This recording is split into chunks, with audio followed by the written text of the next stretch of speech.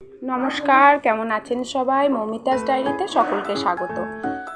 আজ কার্তিক মাসের সংক্রান্তি, তো আমার পিসির বাড়িতে কার্তিক পুজো আছে। আর সকালবেলায় এটা দামোদর মাস, তাই সত্যনারায়ণ পুজো হবে। তাই আমি আর ছোটো মেয়ে যাচ্ছি পিসির বাড়ি। বড় মেয়ে আর ওর বাপি বেরিয়ে পড়েছে, কারণ আজ তো কলকাতা ওরা চলে গেছে। ওরা তো জানেনি সকালবেলায় 5টার ট্রেন ধরে ওরা বেরিয়ে যায়।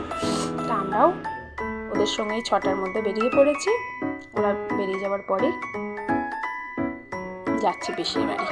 চলুন সবটাই আপনাদের সঙ্গে শেয়ার করব। সকালবেলার আকাশটা দেখুন, শীতকাল আর ঠান্ডায় ঠান্ডায় একদম। ছোট মেয়ে তো শীতে একদম। এটা তালিতের রেলগেট। চলে এসেছি পিসির বাড়ি।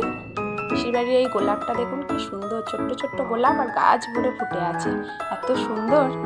সে দেখছি পিসি সব জোগাড় করে রেখে দিয়েছে, ফল টল ধুয়ে এবার আমি কাটতে বসবো।